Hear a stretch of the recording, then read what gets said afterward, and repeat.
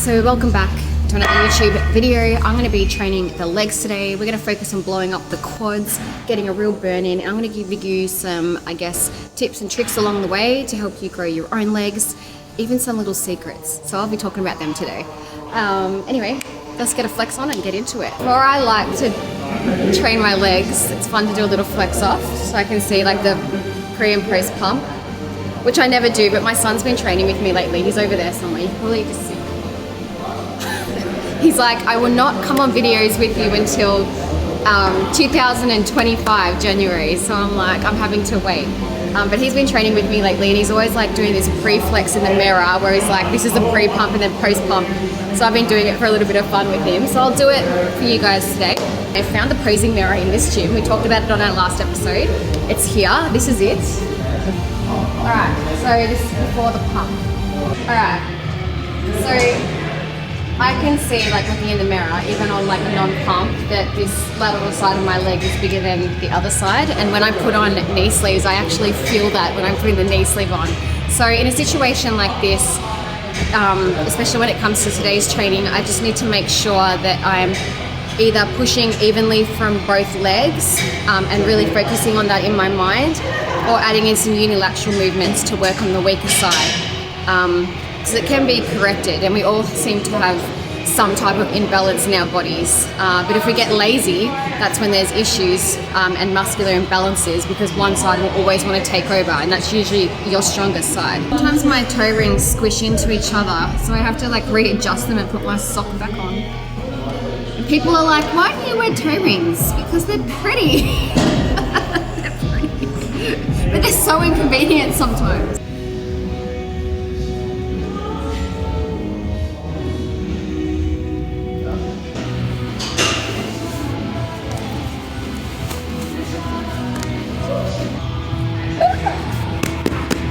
So one of my biggest tips when it comes to training the quads is first to use knee sleeves.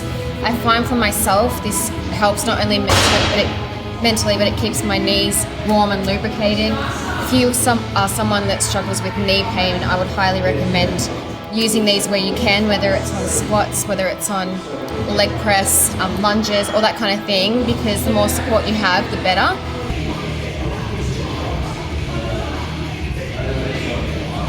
To kick off this session, I'm going to be using the safety squat bar. This is going to take the pressure off my lower back and emphasize my quads. But I'm also going to elevate my back foot, so I have a slight wedge there, which is also going to put more pressure on the quads, because that's what we're trying to work in this session. We really want to blow them up as much as possible. I would say that this safety squat bar is a hybrid between doing a back squat and a front squat. If you haven't used this bar before, I don't know if a lot of gyms have them, but if you do have access to one, I highly recommend trying it. It's also great because it takes the pressure off the shoulders as well if you do have shoulder issues. So it puts you in a nice, sturdy, comfortable position. If you don't have one of these accessible at your gym, the alternative would be a high bar squat. So just placing the bar a little bit higher up on the back with a standard barbell will give you that ability to stay more upright and load the quads. If we don't have a wedge as well, we can just use some plates. So you can chuck that under your heel and still achieve the same sort of thing. And that's completely up to you how much you add as well. Get different sizes, go deeper. The deeper the better, personally, I believe. I'm getting that full range of motion. Yeah, whatever degree will allow you to stay as upright as possible without it being so excessive that you're losing balance.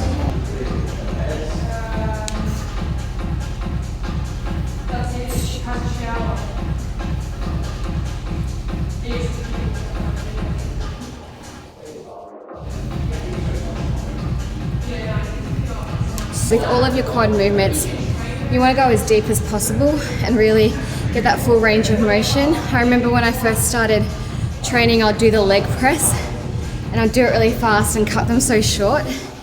And I was getting the reps in, the volume, and the weight was heavy, but I wasn't getting that full range.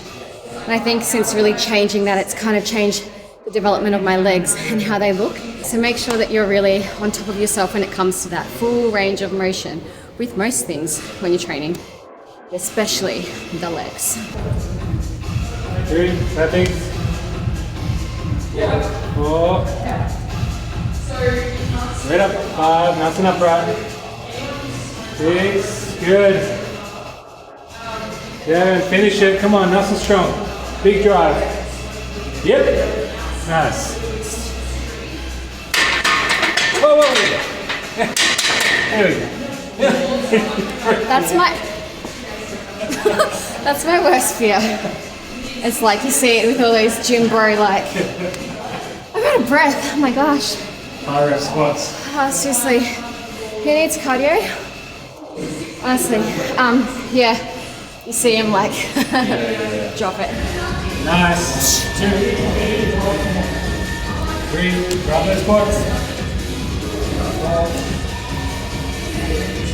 5, 6. Come on. Finish, nice and strong. Big drop, big drop. Yeah, good.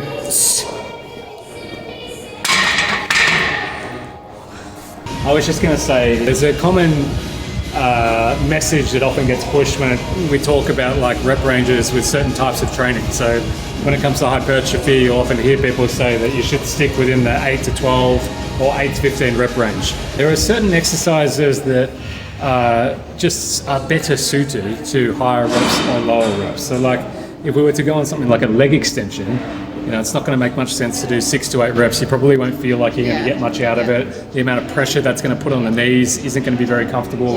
Whereas with this sort of movement, because there's so much room for error, not to mention the fact that you're loading your spine, so it's going to be more neurally fatiguing as well. It just makes more sense. Very neurally fatigued right now. So this is where it's like, regardless of the goal, even though it might be hypertrophy, you might be thinking, well, shouldn't she be doing even higher reps than 6 to 8? That seems quite low. It is on the lower end, but it's not when you compare what the exercise is that we're doing. So rather than just thinking about sticking all exercises in a specific rep range, it's a good idea to take into factor the actual exercise that you're doing and, you know, manage the reps around that accordingly. It's hard to explain things to people because there are a lot of like, this is right, this is wrong, this is what science says, this is what, you know. And I've always been that person. And if you wind back to all of my videos, you'll hear me say, just do what suits best, just do what feels best. Because we're all individuals with different needs, different bodies, different stresses. There are certain things that are going to remain true for everyone, but like Steph said, we're all built a little bit differently. We all like slightly different styles of training. The worst thing I could do would be for Steph, for example, is to say, come in here and do a 20 rep squat. That's not to say that that's the worst idea in the world, but for her... But if I never come back again because of that, what's the point? And we know, like you said before, you said if that burns you out for the rest of the session and then you're unable to do all of the accessory stuff, then what's the point? Some people might really thrive on that if they were like, you know, more suited to endurance type activities. But for you, you always like a bit of heavy, a bit of light. As you can see, even after doing 8 reps, he's like... I can't imagine like doing 20. Oh my gosh, I wouldn't be able to drive home. You wouldn't? I'm driving. Well, when I'm in the car by myself, like a passenger. When I'm alone, I drive. She does.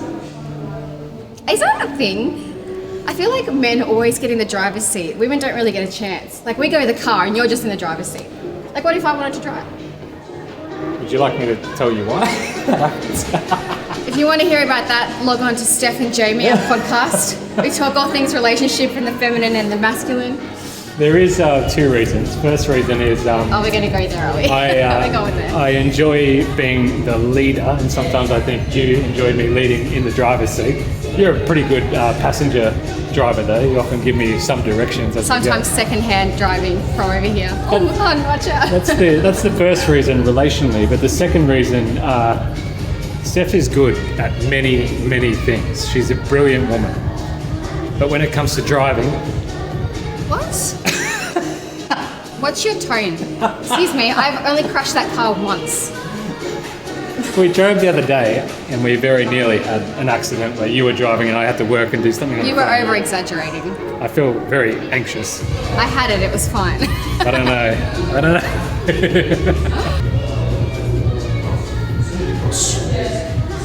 Yep.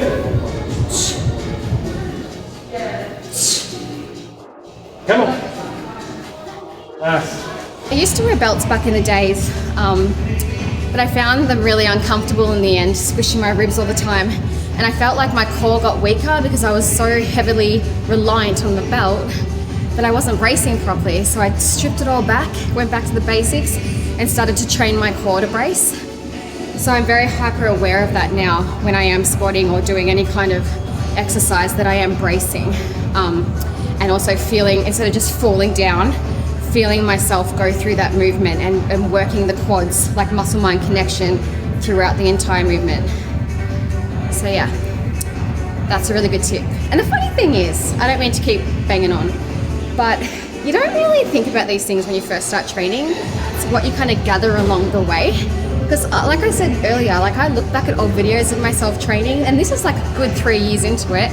Everything was super fast. Everything was just really intense and just all over the place. And now after a few injuries and with time and maturity in the gym, I really feel like it's really important to feel the muscle connect, take your time, be bracing, stretching, post-stretching, all that kind of thing for longevity. So slow things down.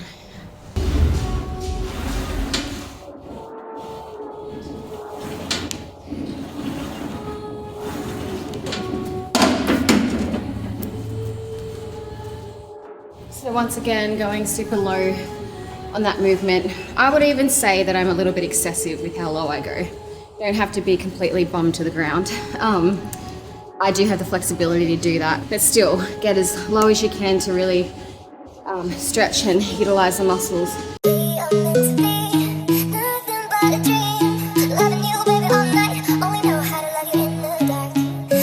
Back her up, this shit banging. Why you tip so hard?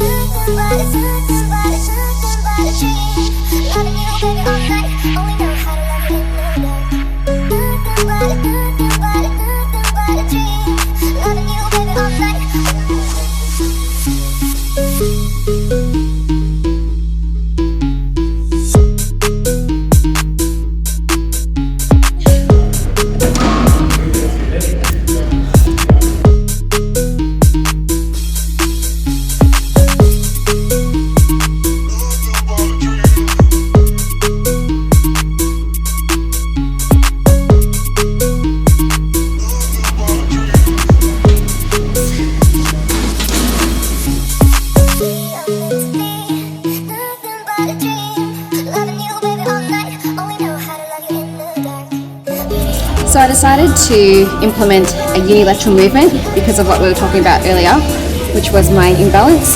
I'm really working on trying to bring the plate down and then come up using as much of my own muscles as I can and not my hips, which is hard to do sometimes because your hips want to just absorb the load, but you just have to really focus on pushing through. So that's what I'm doing, and I'm keeping these reps at around 12 to 15.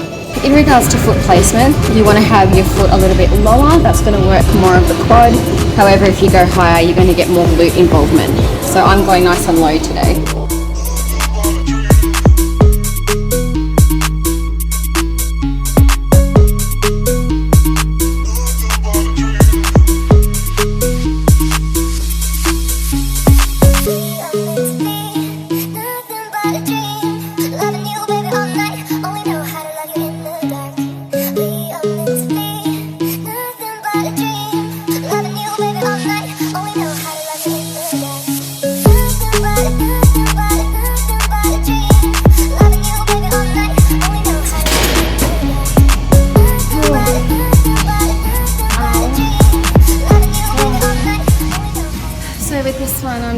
Full reps, lighter weight, around 15, and then I'm finishing it off with around 10 partial reps. And the reason why I'm adding the partials on the end is for that extra burn, more time under tension, create more blood flow, which creates more growth.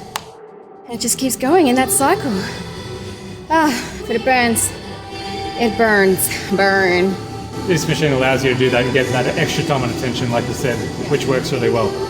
Especially for the quads, because you're getting that deep stretch at the bottom of the movement and really tears the fascia, which is good. It's a tearing. It's a tearing. I tried to explain this concept to my son, who's also here at the moment. Did I tell you that? I think I did. He's still training. He's training hard. He's like, I need another 3 hours. I'm like, I'm like, it's a little excessive. But I was just trying to explain him the concept of when we train, we're tearing the muscles as such, and for the muscles to repair, we need to be having protein and calories and things like that. So now he's like really on top of his diet. And I also had to tell him that rest was more important than just thrashing out training and then not giving your body time to heal. That's when all the magic happens, when you're sitting and recovering and healing.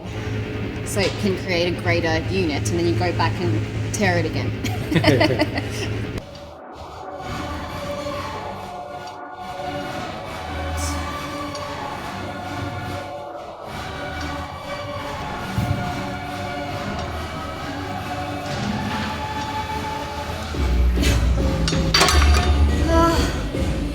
Why am I doing this last? Pain. I'm supposed to get like 10 reps, but I'm struggling with 6. The legs are burning. So now I'm finishing off this entire workout with one of the hardest movements of all, the Sissy squat on the cable machine. I like to do this to really stretch out my quads, as well as really exhaust what's left in my muscles. If you don't have a cable machine available, or you can't do it on the cable and you're starting out, you can just do body weight, hold on to something and then guide yourself down and do it that way.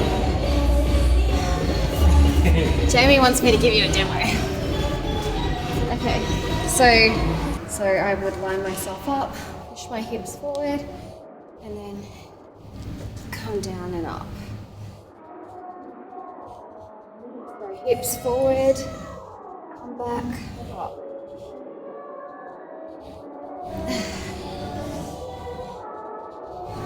Okay, so we're at the end of our session. Now we're going to do this whole flex off thing that I said I would do because that's what my son's doing at the moment, so we're just going to follow suit. Okay, you ready? Huh? All right. Feel pumped? A little bit. They feel sore. I can't even like flex them because they hurt that much. Comment below, can you see a difference? Tell me. Can you see a difference to when I first started? Probably not. So thank you for tuning into today's video. I hope you liked what you saw. We focused on blowing up the quads. We'll put this workout below for you so you can save it and try it on your next leg session. If you want to see more workouts like this, there is another channel that I host them, and that is on my app Lift It, which is available in the App Store and Google Store, Google Play. So you can do workouts through there with me, and there's quite a few different programs. So yeah, other than that, please subscribe, drop a comment, and I'll see you on the next video.